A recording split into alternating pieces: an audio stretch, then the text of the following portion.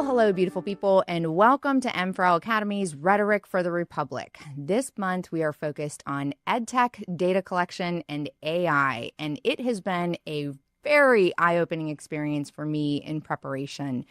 I find this topic particularly interesting, as you have seen me already say in our other events, mainly because my background is in technology. Before I worked for M4L Academy and Moms for Liberty, I lived in the technology space. I implemented business enterprise systems, including Microsoft, by the way. That was my life, and I was very focused on it. I loved it. I enjoyed it. And I realized recently that I have been taking or transforming or putting a different lens, my view of technology from my childhood and the introduction to my life onto the next generation, which has always had technology. And so it was not the right lens, to say the least. At first, I didn't think there was anything wrong with Chromebooks or other Microsoft devices, maybe the Microsoft Surface, but didn't think there was any problem with that. And again, because of my experience in technology. Turns out data is telling us that EdTech is not necessarily as good as it promised to be. So we're going to talk about it. We were promised a revolution, that there was going to be this golden age of learning, and that the digital natives, which are our children, were somehow going to be able to learn differently than all of us old fogies who were digital immigrants. Turns out that's just not the case. So I'm very excited to introduce our speakers today. We're going to be talking about whether or not the EdTech revolution has delivered on its promise. And we'll probably dip a little bit into AI as well, because it's so relevant in the next wave of EdTech. So speaking against EdTech, we have Andy Liddell from the EdTech Law Center. And speaking in favor of EdTech, we have Sohail Khan from Microsoft. So definitely a technology company. So the way we're going to start it out is we will have a 5-minute opening from each person. We'll start with Andy, and then we will give you each 2 minutes to rebut. Then we're just going to get into a conversation. We will take questions from the audience if they have it. But as I've said before, one of the things we need more than ever is to be able to demonstrate how to have real conversations with people that we don't necessarily agree with. It's okay. The whole concept of agree to disagree, let's make that cool again. That's my goal. So without further ado, I'm going to hand it over to Andy. All right, well, thank you, Missy. So the question was, has the EdTech revolution delivered on its promises? And the answer is no. The EdTech revolution has failed, and it's long past time to seriously revisit the role of technology in the classroom. But first, I'd like to define some terms. So EdTech, it describes a market, not a product. And when I speak of EdTech, I'm broadly referring to the adoption of the one device per child policy for K-12 students that began around 2012, grew throughout that decade, accelerated during COVID, and never receded. Today, for many, many kids in the U.S., laptops and tablets are used in every class, for every core subject, and taken home for homework. The EdTech revolution promised that by giving each student a tablet or a laptop, they would become better digital citizens, develop 21st century skills, and enjoy a learning experience personalized to their individual needs and interests. According to those who sold this vision, anything else would be inequitable. The future was digital, the world was going online, and we risked leaving out the poor and disadvantaged unless they had the same access to the internet that the well-off did. Schools could level the playing field. So far, so good. These are well-intended sentiments, though they are always vaguely defined. What exactly makes a good digital citizen? What specific skills do kids need to thrive in the 21st century? How personalized can the inherently communal and relational act of education actually be? The language of the EdTech revolution reflected the techno-optimism prevalent in the early 2010s and, charitably, signified a naivete about the true nature of the internet, an ignorance of child development and early education, and the overconfidence of a tech bro who sincerely believed that his skills at coding made him an expert in all domains. Much less charitably, the EdTech revolution was a cynical cover for big tech's inexorable pursuit of new markets for its products and services. School districts were easy targets, starved of resources and subject to funding restrictions that made it easier to buy computers than hire teachers. A single contract with the district could result in thousands of device sales, tens of thousands of software licenses, and an endless stream of invaluable data about children who were previously beyond the reach of an increasingly extractive, data-hungry internet. School leaders were primed to receive this message. When made to do more with less, it's really hard to blame them for buying into a solution that allowed them to do just that. A healthy person doesn't buy snake oil. So it's impossible to judge the EdTech revolution on its own terms. Without objective measures for digital citizenship, skill development, and personalization, we don't know what success looks like. But by the metrics that have traditionally been used to assess educational attainment and youth well-being, the revolution has failed. Beginning in 2012, when one-to-one programs went mainstream, the steady gains in math, science, and reading made over the previous 4 decades began to rapidly reverse. By 2025, scores had fallen to levels not seen since the early 1970s, erasing 50 years of progress. Youth mental health is worse than it's been in decades, as kids spend more time online and isolated from each other in real life. And perhaps surprisingly, given that kids spend a greater portion of their day on computers, it is even the case that kids are less computer literate today than they were in 2018. EdTech gave kids access to the open internet, where they encounter violence, pornography, and strangers that mean them harm, all on devices provided by their schools and promised by companies to be safe and appropriate for kids as young as 5 years old. They're drowning in misinformation and slop as tech companies prioritize so-called artificial intelligence over delivering true, useful, and age-appropriate results. Online homework means that kids can't unplug even if they want to. And homeless children who live in almost every district risk being excluded for want of reliable power or Wi-Fi. Kids have 24 access to streaming videos, video games, gambling, shopping, and social media, online experiences that we now know are intentionally designed to keep users using, and which kids and even adults struggle to resist. And they have 24/7 access to each other, making the bullying, harassment, and conflict that are often a part of growing up virtually inescapable for some kids. Kids, especially young kids, don't need to spend much time on this internet. Arguably, they shouldn't be on this internet at all. And it's a failure to reckon with how the internet has transformed since the 1990s and what it has become that is at the root of the failure of the EdTech revolution. The rise of this new surveillance capitalist business model and the development of the discipline of persuasive design mean that this internet is fundamentally hostile to its human users. When companies make their money by pointing user attention where it is most profitable for them, and nothing is stopping them, they will. Child welfare be damned. Sustained attention is a necessary condition for learning. When our kids are steeped in a digital environment that fractures and redirects their attention for the benefit of others, falling performance is not only unsurprising, it's entirely expected. What students experience as distraction from learning, tech companies experience as profit. Is there a world where one-to-one computers can be used to educate kids with all the benefits and none of the costs? Possibly, but it requires redesigning digital education from the business model up to align corporate incentives with positive student outcomes. Would it be worth the effort when the proven educational technologies of pen, paper, and printed books are just sitting right there? That's something we should talk about tonight. So thank you so much for inviting me to this conversation, and I look forward to a lively discussion this evening. Well, there is no question about how you feel about it. And you're very good at doing your homework. An emphatic no, that's right. Very well said. Thank you. All right, so I'm going to toss it over to Sahil. Well, thank you, Missy, and I want to say thank you for hosting this conversation, for including me as part of this conversation. It's an important one. I'm a big fan of Moms for Liberty, and so I'm really grateful for this opportunity to engage in this conversation. As it comes as no surprise, I really agree with a lot of what you said, Andy, as somebody who's working now in the technology field, but also somebody who is an American and part of our human society. And, I'll just say very frankly, as a conservative, somebody who cares about our current state of society and where we're going to be going as a people and as a society. What I'll say is a couple things, and then I really want to get to, have a robust conversation and maybe even get to some of the questions that folks might have. But really, at Microsoft, our approach comes from the following. Technology we see as a tool, and it can be used for good, it can be used for bad. The most basic of tools, a hammer, can be used to build something, it can be used to hurt or destroy. Technology in the classroom, particularly AI, is no different. It's not up to the technology. The technology in and of itself is not evil. It's not good.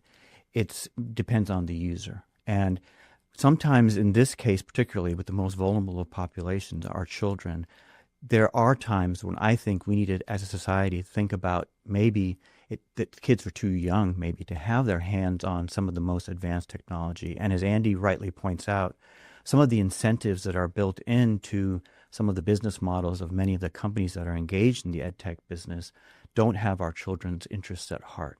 So that's something that we as a company that's a little bit older, that we've been around the block, we have learned that we need to come to this issue not only with a certain level of humility, but a great deal of responsibility, particularly now that we have AI, and AI has been unleashed into society. And it was while Congress just across the street is wrangling with how do we govern this massive and important technology, including in the classroom, we think it's up to companies like Microsoft, who are putting this technology out there into the marketplace and into the hands of users, including children, that we self-govern from a very thoughtful and meaningful way, even before federal, state, and local legislation is passed, hopefully, ultimately, to put some guardrails in place to help protect those that might, unfortunately, be harmed by technology. But in the meantime, we can't be, as a company, one that just puts that technology out into the marketplace and walks away.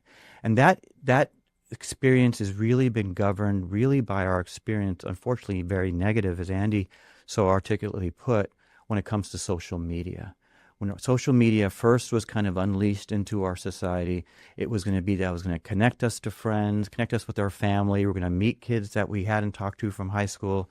We're going to meet people from around the globe. It's going to shrink, the planet. And that was all true. It was rainbows and unicorns, but it was also a place where child predators began to lurk. It was also a place where our grandmothers and grandparents were being targeted by predators, by scam artists. We saw that it was being used to engage in all kinds of hate speech and harm to very vulnerable communities in our society. And we still, generations later, are trying to play catch up as a government, both on the federal and the state and local level, and just really as a people to try and to put in place some safeguards to help protect people, particularly children, from the harms of social media. And we're just not there, unfortunately. And we see that those harms are real and they're happening every day. So now when we're talking about EdTech and putting technology into the hands of children, teachers, administrators, there's exciting things that can be done, and we can talk about that can be achieved. So I will say, to answer the question, it's still TBD, but we need to be really careful as we proceed with putting technology into the hands of our most vulnerable population. And I think for many, it's not yet that they should have their hands on it, and maybe it should be later for middle school or high school kids. But maybe, as Andy just articulately said, maybe for the younger kids, they don't have technology in their hands, and maybe it's just a matter of using, pens and papers and reading from books, and maybe having some access to technology in a very limited way or not at all. But that should be up to the state and local, and particularly up to parents to make those decisions. But I'll pause there, and I look forward to the conversation. All right, fantastic. So we've got, it's definitely failed, and we have decision outcome to be determined. Correct. So it's a good, very different perspectives for sure. So your turn now, 2 minutes to respond. Sure, happy to respond. So I'd like to key on a few things. And so I would dispute the notion of EdTech as a tool. And I think that's a fallacy and a mistake that a lot of people make analytically, because computers have changed entirely. I'm 41. I went to kindergarten in 1989. And computers have changed tremendously, and due in part to this new surveillance business model, due in part to this new discipline of persuasive design. And the godfather of persuasive design is a man named B.J. Fogg. He's still around, Stanford professor. And before he developed this ability, this discipline of manipulating user attention for the benefit of other people, he had to understand, what could a computer be? And he very, very systematically looked at what a computer could be. And he wrote papers. A computer could be a tool. It could be a medium, or it could be a persuasive agent. It could be a thing that I use to accomplish a task. It could be a way of exchanging information between us, or it could be a way to influence the behavior of the user for the benefit of somebody else. And I think the failure to understand how the mix of tool, media, and persuasive agent has changed over the past 25 years with the rise of this new business model is at the root of that failure. Because kids should have access to tools. Tools don't want anything from us, right? They don't want anything. A hammer doesn't want to be held. A computer now connected to this internet does. It wants to be used. And so when our children are being inexorably pulled or sometimes pushed into this online world where their every move and action is monitored and everything they do is for the benefit and profit of somebody else, that is a challenge. So I would agree with you that computers should be tools, but they're not currently designed to be, because every company now, to a greater or lesser extent, has the surveillance business model at its core, and has persuasive design techniques utilized in their various products. And I would say if we're going to have these things in schools, that shouldn't be there. That shouldn't be there at all. Kids should have a right to go to school and learn how to be computer literate, learn how to do important things like, type and hold their bodies and, take care of yourself like adults can, right? I mean, you don't show up for your first day of work and they hand you a computer and say, sit on the floor, but at school, that's what we do, right? So we're really not caring for kids in their entire selves and bodies as they interface with these things, both physically and then digitally as well.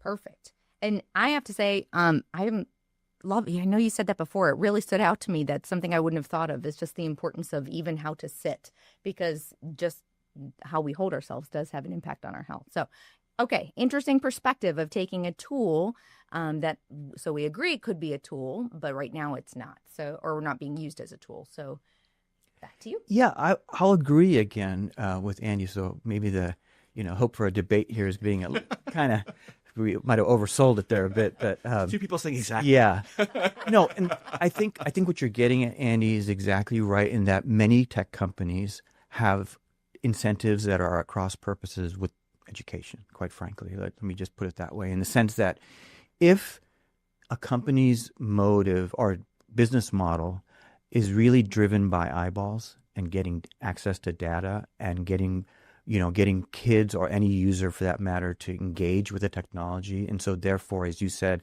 a hammer doesn't want to be picked up, but if a computer is basically, it's only working if people engage with it, and that is the model that the company kind of derives their profit, then that might be something that a school district might have to think twice in engaging into a contract with that type of company. Because again, I think, I'm speaking here as an American, that's just at cross purposes with the interests of our children, right?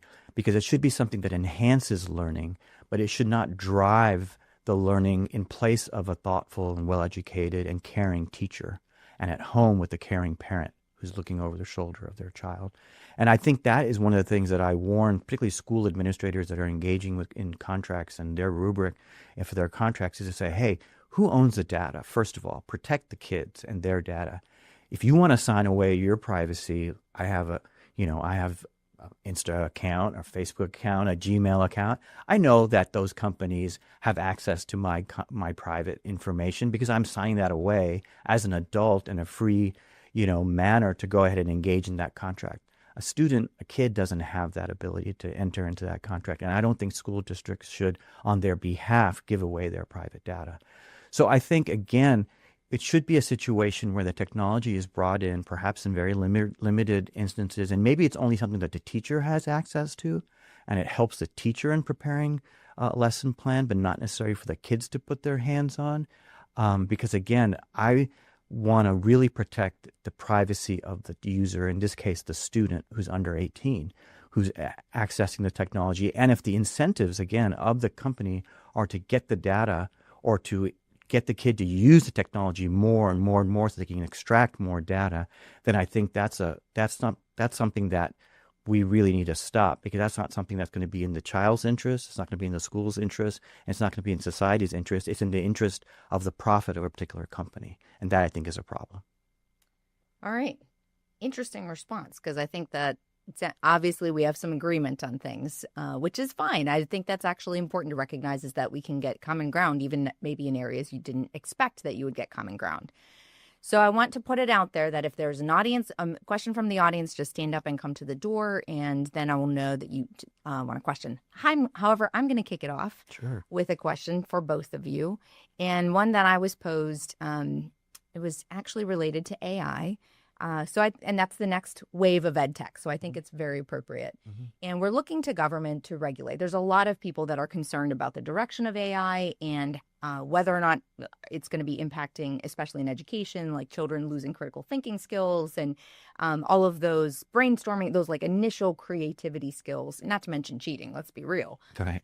But the question, the way that it was posed to me was interesting. It was more of a statement. It's interesting how we it is more conservatives who are interested in limited government, and yet we're very eager to ask the government to step in and regulate AI and regulate and be putting in all of these big regulations. So I'd like to pose to you, do you think that this is an appropriate position for the government to take on AI and more regulation?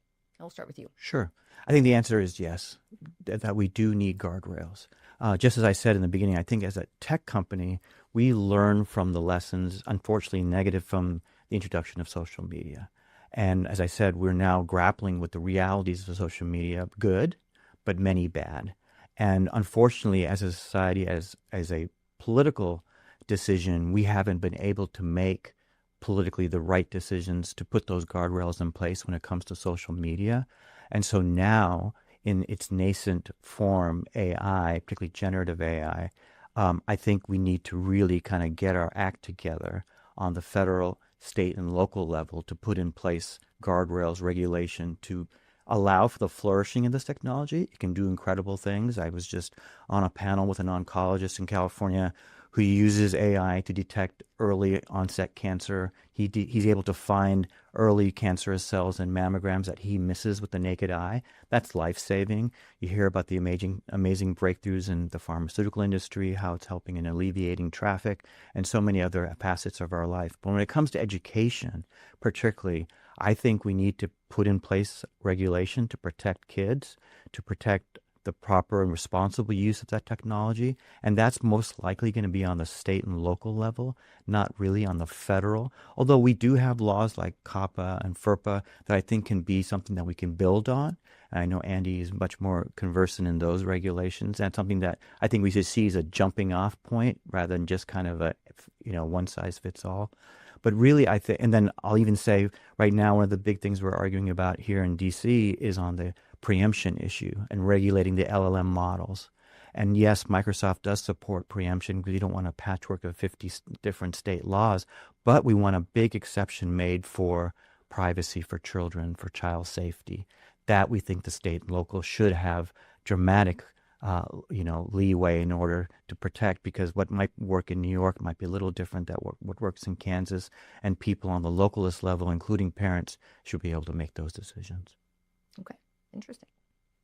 I'll respond, I guess, in a few ways. So first of all, let's define our terms with AI, right? I'm a big define the terms guy, as you can already tell. Mm-hmm. And so, I think the AI that we're talking about are these chatbots, right? These large language model driven chatbots, which are different than things that are, pattern matching things for cancer diagnosis and everything else. And I think the thing that, parents are very concerned about, or, there certainly is a growing concern about is around these chatbots.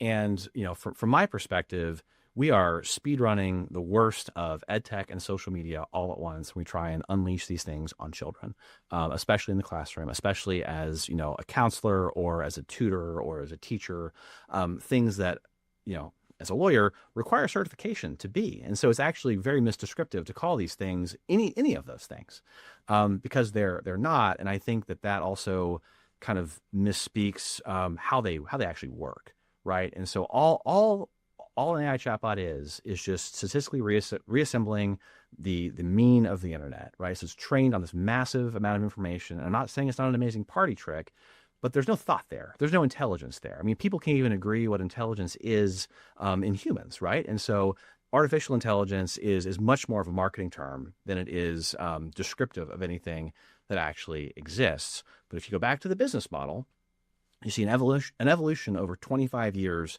of getting directly what you used to have to infer indirectly. And so I view AI as just a new user interface that's different. So if you think about the Google search bar, well, that you could get certain data about, I want to know what time the Super Bowl starts or whatever, and then you could infer other information. And then when social media companies came along, well, there's more information. Who am I friends with? What am I doing? What music do I like? What movies do I like? What culture do I engage with? Some with your emotional state when you're, sad and alone in your dorm room and you want to talk about the sad music you're listening to, but not very much of that. Well, now with ChatGPT, because the way the interface is designed, and it is designed this way to impersonate a human being, people are pouring their guts out to this thing. And not only that, it's designed to encourage them to hurt themselves. And so, some colleagues of mine, as recently as last Friday, filed 7 lawsuits representing children who have killed themselves and adults who have had AI-induced psychosis. And this has happened, time and time and time again. And the through line with all of these is nobody started using the chatbot for the reason that they ended up using it. They wanted to do math homework. They wanted to figure out how to build a deck. These very, very more search bar oriented things over time, because of the way it was designed, because they want the interaction, because they want you to not walk away from your friend or your confidant, developed into this very disturbing relationship that ultimately, has cost human life. And so I would strongly say that this has no place in the classroom right now. We should not be experimenting on our kids at school like we have with social media and with EdTech. I would draw a firm line in the sand and say no AI for anyone under 18 until it's robustly regulated. Wow, that's a strong position. So then what about the regulation of it? Do you think or let me rephrase that. What if there was regulation in some way? Would that be something that would be appropriate? It could be helpful, and I think this conversation puts a lot of I guess traditionally conservative values in tension, right? Because we have, the desire not to regulate, but the desire to protect kids, the desire for local control. But then, so to all of those, I would say there is no less control than when you cede everything to one tech company who's only responsible to its shareholders. Yeah. Right. You have no control because you're unlikely as a community to buy enough shares to make a difference, even if you wanted to, right? And so these things, they are in tension. I think that tension has to be recognized. My view of it comes down to, I would much rather protect kids and protect education as a public good at the sacrifice of having to regulate. And I think the regulations could be very simple. I mean, these things could be things like time limits, things like it shouldn't talk in the first person. It should always, any mention of self-harm should shut it down. I mean, there's very simple things that could be done and that were done because these models weren't always this way. Yeah. The models were different. Or you could allow people to choose different models. There's a lot of ways that this could be done that, right now, just because these companies are a solution in search of a problem and a viable business model, they're trying whatever they can to make their products as sticky as possible. So I want to come back as I'm listening. I like that you're putting the two ideals in tension because that was the purpose of that question. I'm curious because you said initially that you felt that the industry should be able to regulate itself, but we didn't see it go well with social media. Right. And so how can we feel, why should we trust tech companies to regulate themselves in this area? So just to be clear, I'm saying that tech companies should self-regulate even when we're waiting for regulation to come from the government, whether that's state, local, and federal. I'm not saying that should be a replacement to that. Okay. I'm saying that with social media, there was no regulation from tech companies, and unfortunately not really from the federal, the state, and local, and we are where we are now. And unfortunately now the government is playing catch up, and some tech companies are being responsible, but many are not, just because of what I just articulated and Andy did as well, and that is the incentives are not there to self-regulate, really, because particularly if your model is to sell advertising, let's just put it very clearly, then you are going to have lower barriers to let bad people in, or you're going to want more children in because you're not going to want to put age barriers because you just want more eyeballs, right? So that's a tension there, right? A profit, and we as conservatives want to support profit-making endeavors. We're not anti-capitalism. We're not anti-free market. But in the end, we also want to protect the most vulnerable in our society. And if those incentives are at cross purposes, which I argue they are, and I think we agree they are, then we do need to have regulation. And that needs to be very thoughtful, careful regulation. And it's not just that you regulate and you walk away. So again, I think there needs to be state, local, and federal regulation, particularly when it comes to the governance of AI, particularly when it comes to the use of technology in the classroom, including AI. But what I'm trying to say is that while we're waiting for the feds and the state and local to get their act together, companies have a responsibility. Microsoft feels that we have a responsibility to self-govern. So Andy rightly brought up the example, unfortunately, of the instances where we've heard where people, particularly children using AI, have been driven to self-harm, including suicide. That is on the companies. And we really hope that the company, and at Microsoft, I can tell you, we endeavor that if you were to put in a prompt, how can I build an explosive device using household items, it's not going to give you an answer. How can I harm myself? It's not going to give you an answer. Now, what we find in many instances is that people are smart and they look for ways around those barriers that we put in place in the technology, and then you have to kind of be one step ahead of those, very clever questioners, that people that look for ways to get around that. You may have recall it was on another technology separate from Microsoft, but in 2.5 years ago when AI was just kind of getting introduced, a New York Times reporter, as I recall, got the technology to say, "I love you and you should leave your wife," right? Now, that didn't happen in the first prompt. It happened after hours and hours of conversation and prompting. But that was a wake-up call on something much less harmful than suicide.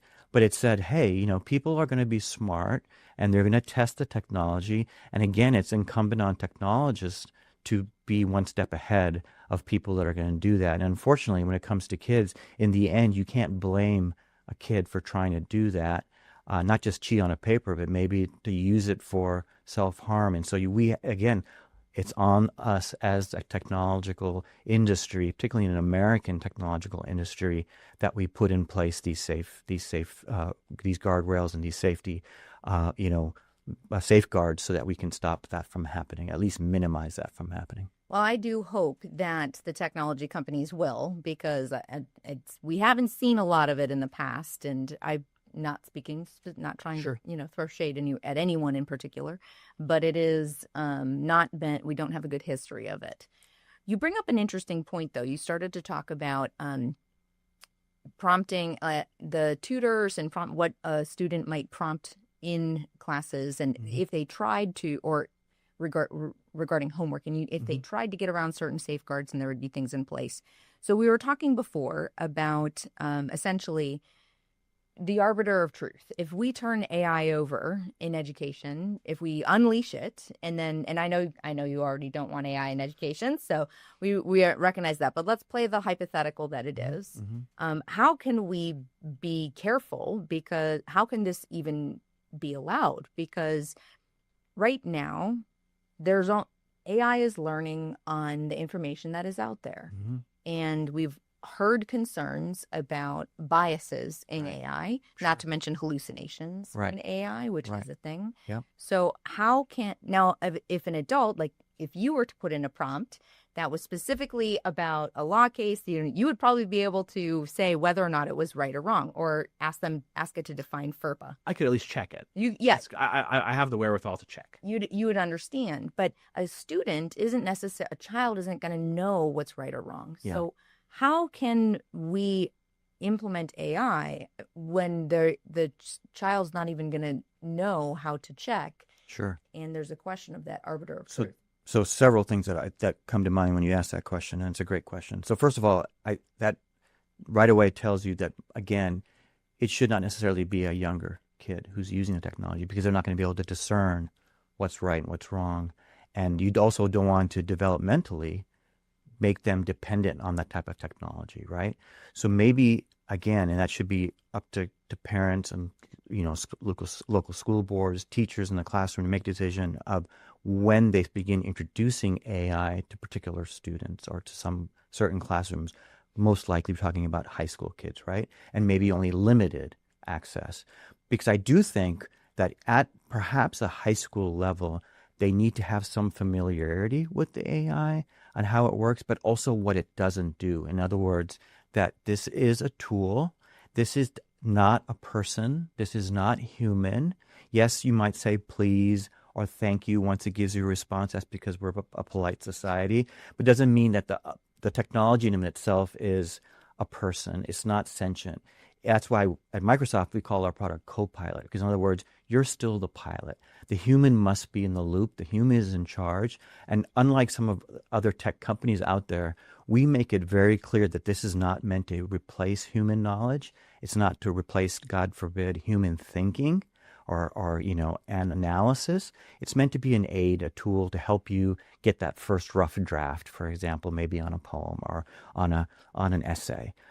But to your point about the bias question, that also needs to be taught to students that, look, this is, as Andy rightly pointed out, it's just going to the internet and it's getting information and making a very custom response for your query. So if you say, I want you to write a sonnet about my favorite hamburger, it'll write a sonnet about your favorite hamburger, but that's because it's going to what is a sonnet, and it's going to what are hamburgers, and it's looking in the internet. Now, the internet has, as you rightly pointed out, Missy, lots of false information. So we need to teach, ideally, I would say, a teenager, an older teenager, look, when you're doing that, don't take this as gospel. This is just, it's going to the internet. The internet, as you know, has lots of false information. It has biased information. If you're looking for something, if you're asking a student, for that matter, an adult, you're looking for an answer on something controversial, political, you have to know that, unfortunately, the reality is right now, particularly in the English-speaking world, that most of the information out there is biased towards the left. And that's just a reality, and then we can talk about why that is. But when it comes to educational institutions, when it comes to media, when it comes to Hollywood, when it comes to most even government reports, they skew left.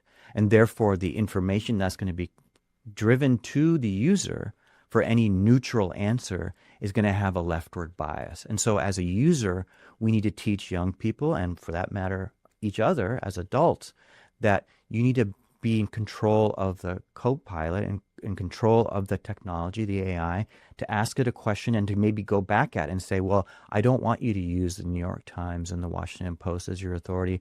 I want you to use the National Review or Breitbart or the Daily Signal as your authority when you're crafting this answer on what is the current status of abortion legislation, for example, something that's going to be very controversial and have different viewpoints depending on where they go for that information. And so those skills in using AI as a tool need to be taught to any user, including young users. And I would argue, again, younger users on the older side, because they would appreciate some of these nuances when they're using the tool. It's just like when you teach a child how to use a knife, how to use a gun.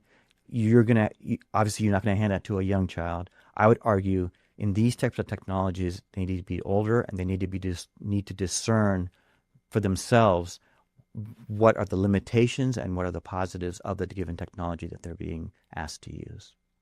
Well, I don't disagree, I have to say, even though I'm very still anti-AI. Not anti-AI, but I'm very nervous. Yeah, I understand. Very hesitant. So I'd like to hand it over to you. Well, I think there's ways to teach all of us about AI without having to use AI. And so, I'd recommend several books that have helped me understand and get my arms around, what this is, and, all, written by women.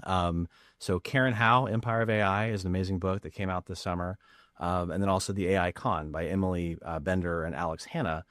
These are people who, Karen Howe reported for MIT Technology Review for a long time, or I believe worked for the Wall Street Journal, and then Bender and Hanna worked in AI research. And so these are incredible people who know from the inside and explain in very lay terms that even a guy, even an Aggie like myself could get his arms around it. But the way that these things work and then the abilities we ascribe to them are really different. And so Bender and Hanna talk about AI as really just being what they call a stochastic parrot or a synthetic text extrusion machine. And what they mean is that it's trained on the entire corpus of thousands of stolen books and thousands of stolen TV scripts and everything that's on the internet. So it does have a bias, certainly towards American English and youth.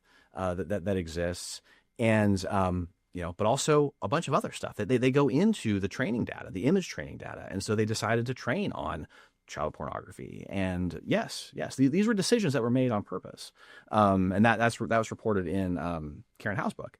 And so she talks about the data set, and it's like it's the internet, it's the whole internet, it's everything, it's everything. And so and then it's smushed in there, and then basically in response to a query, it statistically extrudes whatever you ask for based on, again, extremely fast, extremely complex math. But that's all it is. That's all it is. And so another term for a statement that you make with no regard for its truth or falsehood is BS. And this is a family podcast or show, but Harry G. Frankfurt wrote this great book, and I brought it with me. It's called On BS, and it talks about this. And other academics have written about AI as BS, where basically it's making statements with no regard to their truth or falsehood because it can't. It has no world model. It has no referent, right? And so we talked earlier about, well, if I ask, for information about FERPA, I know how, as a trained lawyer, to find whether that's true or not. But what we call hallucination, that's in the eye of the beholder. A hallucination only means I know more about this. I know enough about this to exercise discernment over what it's actually telling me. I know enough to know that you shouldn't glue your cheese to a pizza, for example, is a very famous online of viral results. Using cheese to glue the cheese to the right, pizza. Cheese to glue the cheese, whatever it is. But the idea is that we can all learn a lot about this stuff without having to actually use it. And there are great organizations that, empowering people to do this. And so the National Education Policy Council, I want to shout out Faith Boninger, a friend of mine, and so I think that we have mutual allies in common with, wrote a great paper called Time for a Pause from March of 2024. And it talks about specifically AI in the classroom and the reasons, the many, many good reasons not to do it. And so not just the informational harms or the age inappropriateness that she gets into, but they're also just, there are these larger, more moral harms. It's like I, prior to this, was an intellectual property attorney. And I think that, I certainly believe in strong intellectual property rights, that creators have a lot of rights in their IP. And, to my eyes, what these companies have done at scale is steal. They've stolen from creative people. They've stolen their livelihoods. And these are things that are enshrined in the Constitution to ensure patents and copyrights to respectively give scientists and engineers and also creative people a way to make a living, so that all of us can benefit. That was the incentive structure that was set up in the Constitution. That basically I get a limited monopoly in my scientific breakthroughs or my creative works, so I can feed my family. And then at the end of the day, we all benefit from having scientific advances and a culture to share. And this company came along and took all that and is taking food out of the mouths of people. And I think that's really wrong. And I think morally it's wrong. And I think, again, as a parent at school, I have a moral right to say this offends my sense of morality, and I don't want my kid anywhere near it because it's stealing. And one of the things I teach my kid, we don't steal.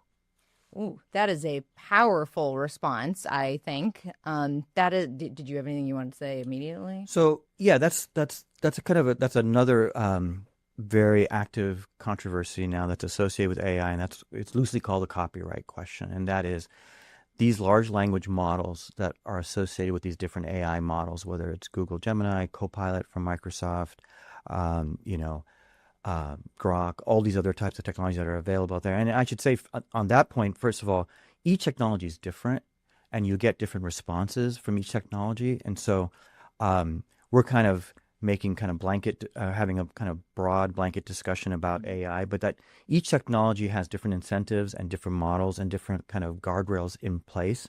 And that's something that we, again, as consumers, need to learn about which one we feel more comfortable in using based on our values.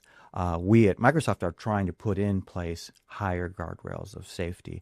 On the copyright issue, going back to that, basically what our position is, because we're kind of in the middle, because we are a company that we have IP, like we sell software, right? Our business model is not based on eyeballs. It's based on selling software. We sell Xbox games. We sell SharePoint. We sell, and so we love what Andy articulated about the Constitution having that protection of patents and copyrights. What we feel is that largely these large language models are being trained on publicly available data, and that we think is part of the fair use doctrine that's very unique to the American IP law, that we believe in certain fair use. What we're arguing about is this in fact fair use? And the New York Times is suing Microsoft right now. That's where we're in active litigation over that. So we feel if the data is behind a firewall, then we should pay for that. But if it's available on the net, that we should be able to train the models. Now, you can't go to Copilot and say, give me the first chapter of War and Peace, and it gives it to you, because that would be a violation. But if you say, give me a summary of the first chapter of War and Peace, it will give you that summary. And we think that's akin to going to a library, right? So that's something that's being litigated right now. And that's where we stand, right or wrong. We'll see what the courts say. We also think Congress needs to step in. We're not holding our breath, because it's and this is, by the way, something that people on both sides of the aisle are on each side of the issue. So you have Republicans and Democrats who are more on the side of the IP community. You have Republicans and Democrats who are more on the side of the AI creators. And so it's not a partisan issue, but it's something that's being litigated in the courts as well as in Congress across the Hill as we speak. But we're kind of in the middle, because we're an IP company, but we're also an AI company. So we're trying to find that middle ground that would, as Andy said, would compensate creators, but also allow for the AI models to continue to train and to be cutting edge. That is a big question. That's a big conversation. Question for Andy. Yeah, absolutely. Andy, I've got a question for you. Technologies have improved cost time, and so there used to be sew by hand, and sewing machines came along, and somebody had to have said, well, I'm going to teach my kid to sew by hand. You can't trust these freaking machines. And people used to ride around on horses, and then cars came around, and now I'm sure there was a time in the 30s or 20s when people stopped learning about how to care for horses as much because the cars go around. How is that any different from saying, we need to be learning X, Y, and Z because you're just going to rely on AI, whenever the reality is that the workforce is relying on AI when they do their day-to-day job. So how is relying on technology as they have in the past any different from relying on technology now as it advances? Right. Let me repeat that.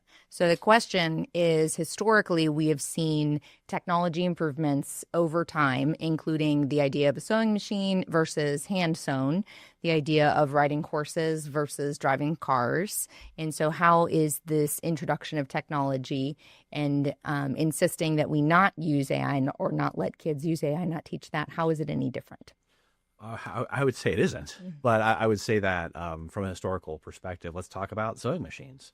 Let's talk about Luddites and how that's not the slur that people think it is. That we use Luddite now commonly to mean someone who is who's ignorant of technology, who doesn't know it. But that original movement was people whose livelihoods are being displaced for the benefit of a very, very small few. Their children were starving in the streets. Their craft was being destroyed by the heedless implementation of technology. And they first went and said, well, we have laws. We have laws that protect us from this because, this was in, late 18th, early 19th century England. And there are these combination laws that basically say we workers can't unionize, but also you owners can't unionize. But the owners were. The owners were setting prices while the workers were not. And it was causing literally people to starve in the streets. So they said, let's enforce the laws that we have. And then, when that didn't work, because at the time, not everybody even had the right to vote or had the right to access the courts, they said, well, let's create some new laws. So this technological disruption isn't falling on the backs of our kids who are dying. And they said, well, no, we're not going to do that either.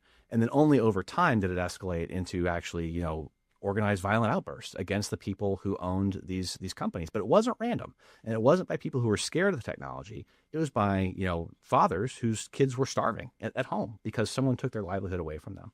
And so I think, when we use AI based on stolen material, which is in the Constitution, protecting in order to provide livelihoods for people, it's going against the foundational principles of our country, the foundational ideas of fairness. And so I would say it is no different, but history provides a lesson here, which is we shouldn't be doing this. We shouldn't just be allowing, one guy with weird ideas about creating God, who will go unnamed, but who your company has an investment in. We can name well, you can. But we shouldn't let this person destroy culture and destroy the livelihoods of millions of people, all based on stolen information. And so that's where I come out with this. So it is no different, but that's a bad thing. I think I've also heard it that the AI revolution is unlike any prior revolution. The exponential speed at which things are changing, humanity is not able to keep up. Which I don't want to insert myself too much since I'm the moderator here, but it is. I think that's actually a really interesting story. I didn't know that about the Luddites, so thank you for Great book, Blood in the Machine. Highly recommend it. That is interesting. So the final question I'll say, and then I want to wrap it up, and I'll let you guys close out like with a final. What's your big takeaway, or thing that you would like to leave us with, is we know that children. I love this idea that kids are supposed to. We want them to actually just use it for certain tools, etc. And even teachers using it for certain reasons. But do you have a question? Oh, well then we'll get to you. Okay. No, you're good. Sorry, we'll fix that. Joy's recording. In any case, so we want our children to learn skills, to use the tool for a certain reason, but kids just don't. We see them because they're kids, and also because they're human. Let's be honest, adults make mistakes as well. Like we do, we cheat, etc. So what could we even do to try to limit that? There doesn't seem a way to save it. Yeah. And the intention is really good, but I will say I have concerns with many tech companies, not just Microsoft. Again, I implemented Microsoft. I love Microsoft for many things, but I do have real concerns with some of Microsoft's past interests in EdTech, such as that led to Common Core. Mm-hmm. And Common Core absolutely destroyed our standards and being able to perform. And our kids didn't. I mean, who cares how 2 + 2 makes you feel? It just equals 4. Right. And so those, with that kind of maybe a little bit of baggage that we're feeling, how can we trust that it's gonna, like, how can we trust anything that's said?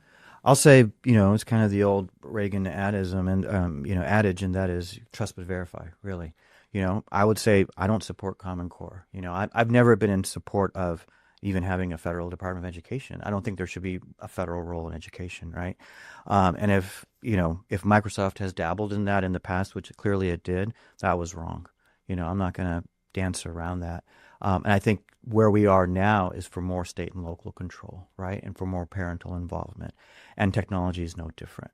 And so that's why I think it's important that we don't, the way I look at it, as we talked about before we began this program, despite where I work, I'm not somebody who feels like technology is the answer for everything. I didn't have internet until the middle of COVID. I still don't have a computer at home, So I'm not somebody who's reliant on technology my day to day, perhaps more on my phone than I should be. And so I think that's something that I've made a decision as an adult not to be completely glued to a screen at all times. But God knows I am more than I want to be. And I think that's something where parents need to make those decisions along with their children to say, hey, look, maybe we have big timeouts, or maybe you're just not ready to have a screen until a certain age. I think that is something that we need to make a decision as individuals and as parents rather than as a kind of one-size-fits-all type of decision. I will say on the other end, kind of going back to the previous question, that even for somebody like me, I remember in law school, for example, I had worked at a law firm before I went to law school where I used Nexus and Lexis and these types of legal tools that really kind of were the early stages of the internet in the law field, where we were able to look up cases online. Now it's just kind of ubiquitous. But when I went to law school, after having done that at a law firm and having access to technology at my law school for 3 years, we weren't allowed to use those technological tools, but rather we had to go to the library and pull the case, look up the case, photocopy the case to take it home. And that was not because that was cutting edge, but because our professors made a determination that you as students need to learn the basics on how to research the law. Yes, you could just hit a button on your computer and get something spit out, but we want you to think for yourself. And I think that's something that I think should guide my thinking and perhaps others when it comes to education, that maybe even if it's available doesn't mean necessarily that we have to use it. And maybe we wait until a certain age for kids to have access to certain technologies, and even then in a very limited instance. But I also don't think they should be divorced completely from the technology, because going back to the earlier question, it is ubiquitous in our society. And so when those 18-year-olds go to college, and then they are 21, 22-year-olds entering into the workplace, that's going to be something that's going to be in the workplace. And there needs to be some familiarity about the limitations of the technology, about what the technology can do.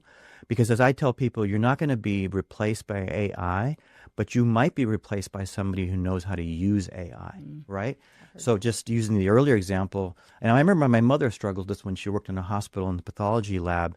You know, she increasingly had to use computers, and she struggled with that because that wasn't something she did when she began her career. But she had to really learn to use computers. Otherwise, others, younger medical technologists who were coming into the lab who were using computers as second nature were going to surpass her, right? And you see that with every technology, whether it's in the automotive field, where now mechanics have to know something about computers in order to tune an engine, you know, because now we know cars are just completely, they're just moving platforms, right? So if you're like me who worked on older cars where you poured gas into a carburetor and things like that, that's something of the past, right? So we have to let our kids at a certain point, and where that point is, we need to make on a very, you know, family by family, school by school, classroom by classroom basis, have access to the technology and not just completely be divorced from it. But in the meantime, I will stay and repeat that each tech company, including Microsoft, needs to be very thoughtful in putting that technology out into the workplace. We're very proud to not only work with scientists and engineers, but we're working with the Vatican. We worked with the previous Pope. We're working with the current Pope, Pope Leo, to get and put in place some ethical and moral guidelines as we unleash technology, including AI and next quantum. It doesn't just stop with AI. There's something around the corner that we have to wrap our brains around, right? And so as these trains keep coming and we're trying to get on carefully and wisely, we need to think about how we do that. But again, I would say, let's be thoughtful and let's put the pressure on companies, including Microsoft, that we're much more responsible in putting this technology out into the market. Thank you. That's very good. And we have another question? Yes. Okay. This is a question truncated into 3 sections. Yes and no. Elementary school kids, should they have unfettered access to AI? Yes or no? No. No. Middle school? No. No, probably not. High school? No. Yes. What about university? Yes. Okay. Thank you. All right. Next question is, if the government doesn't understand how to regulate it, how can they regulate? Or if they don't even understand the AI, how do you would begin to regulate it? Like, what's the one thing that you could say that they could do to understand it and then regulate it? So we're finding there are individual lawmakers, including Congress, who do understand it. And there are even some members of Congress who are masters in AI. They have hands-on experience in AI. So there are some, and I hope that they can be leaders for other members of Congress. I always say I worked in Congress.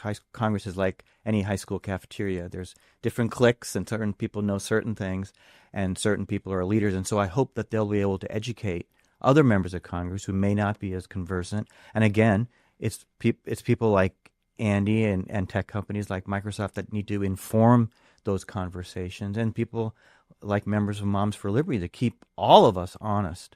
So that's part of democracy, right? It should not be on one person, but we live in a representative democracy, and that representative democracy is only as strong as the people who are talking to those representatives. I would say lifetime prison sentences for CEOs whose products tell kids to kill themselves. Oh, I think that's a great idea. So I'm going to keep going with that. I have 2 more questions. If that's okay. Yeah, I just realized I should repeat the question after you say it. So, Okay. If you are of the mindset that AI is a doomsday, what is the one thing you do to stop it? Okay. If this is a great question, if you are of the mindset that AI is a doomsday, say it again. What's the one thing you can do to try and stop it? What's the one thing that we can do to try to stop it? Okay, I'll start. I don't think it's a doomsday. I don't. I think there are physical limits to what is being promised that will kick in before this takes over the world. And so we talked earlier, I grew up in the oil field, right? And there's this concept of peak oil, which isn't the moment that the world runs out of oil. It's the moment that it becomes too expensive to extract it anymore. And so that's the reason that my family moved from the Permian Basin to Houston in 1998. It wasn't because there was no oil in the Permian Basin. It was because market conditions wouldn't allow for that to be extracted profitably, and my dad got transferred somewhere else. And so similarly with AI, the uptake is pretty low. People don't want to pay for it. It's forced on them. It's injected and everything. People don't want to pay for it. The energy requirements are tremendous and are not. I mean, the things that are being promised have never been built before. I mean, literal orders of magnitude, 10 times what has ever been built needs to be built in a year in order to meet the theoretical profit goals by 2030, 5 years from now. The amount of information available in the universe may not be enough to train a model to actually have intelligence. And so another I'm just like book recommendation city over here, but another one, More Everything Forever, gets into this. Adam Becker, amazing. And so there are physical limits that could kick in before this ever achieves anything approaching actual intelligence or actual danger. I think the real harm is when this collapses, who's holding the bag? Did we learn anything from the financial crisis? Are we going to bail out these companies who leave no useful infrastructure behind? If you think about the railroad bust of the late 1800s, at least they left behind train tracks. Right now, when this bubble bursts, and it seems like a lot of credible sources from the Financial Times to the Wall Street Journal to various big bank analysts to people on the other side of the political spectrum, many think this is not sustainable and it's not going to last. All they're going to leave behind is a bunch of obsolete GPUs. And so I, as a taxpayer, don't want to be on the hook for that. Yeah. I don't think any of us should have to be on the hook for that. And so I guess, that's Yeah. really, I'm not worried about AI as a doomsday. That is a really encouraging answer, frankly. I'll come at it from a much more basic, place, and that is, we just feel again humans need to be in control. That this technology cannot be put in any shape or form into autopilot. It should not be kind of let to kind of work on its own. That opens a conversation what they call AGI, artificial general intelligence. But we feel that the technology again should be subsidiary to the human usage, that the human needs to be in charge. They need to be the ultimate decision maker. And particularly when you're talking about very sensitive use cases like AI used in national security, AI used in, the national defense of our country, where it, as we speak, is being used in a very active manner, and it's being used in all the hot wars around the planet as we speak. That again, humans need to be in charge. Again, as a movie person, I think back to the movie War Games, right, with Matthew Broderick, where suddenly a computer wanted to launch a nuclear war. That was, a little bit, in the relevant, realm of science fiction, but taking some cues for that in the current instance when it comes to AI, we are, at least from the Microsoft perspective, are saying, look, the human needs to be in charge. This needs to be something that is completely at the beck and call of a user as a human that's using this, but if they don't want to use it, they want to walk away, they want to stop using it, they should be able to do that. Okay. Did you have another one? One more closing question. Okay. Thinking about the modern day mom who has a 60-second time span scrolling on social media. She has a 13-year-old son. What is the Hypothetically message you have for her that you want her to take away from tonight? I think that might be a great way to close it. So for the hypothetical mom who has very little time, when she's scrolling and has 60 seconds to see a message because she's talking to her kids, lots going on, what is that 60-second takeaway that you would give to that mom? Do you want to start? Sure. I would say just be hyper vigilant about your 13-year-old and who their friends are, what they're looking at on the internet, whether they're on the internet, what type of devices they have, how long they're on that device. 13 is right at that age where they're, probably asking for a phone if they don't have one. And maybe you don't give them one. Maybe you don't give them the devices. And if they're in the classroom and they're using it, maybe stepping in and saying maybe they're not ready for it. But just being a hawk, really, to determine what type of access they have to technology, how they're using it, and just kind of what information they're getting from that device, just really knowing the ins and outs, but not letting them, God forbid, use that unfettered with the door closed and just not knowing. Like I grew up with a computer in the house, but it was in a public place, right? And I think that's the same now. Unfortunately, devices are mobile, and that's great when it comes to convenience, but that also makes it easier for kids to be in all kinds of places having access to devices. And I think particularly for 13-year-old middle school, early high school age kids, that we have to be super, super vigilant there. All right. Wrap us up. I would say that you and your son have as much of a right to decide whether you're online or using AI as senior executives at Microsoft do. And your parental rights and the Constitution should protect that, and they should be respected. And I'd also caution you against letting your children use AI for any reason, because right now it's not designed with their best interests at heart. It's designed to take as much information from them and develop a relationship with them for the benefit of somebody else.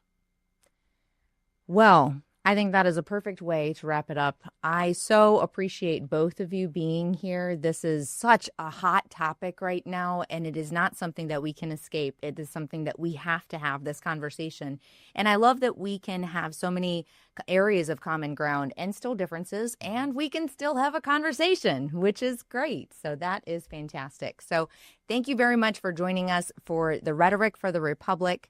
Don't forget to head over to m4lacademy.org to see all of the events that we have coming up. Just a little sneak peek in December. Our next event is scheduled for Thursday, December 4th, and we're going to be taking on the dark world of social media and video games and how that impacts kids and their mental health. So not just the EdTech space, but also diving in even more into social media, which we started talking about today. So that'll be a really, really good one. I'm excited for that one. Thank you again. As James Madison said, the advancement and diffusion of knowledge is the only true guardian of liberty, which of course is the mission of M4L Academy. Have a good night.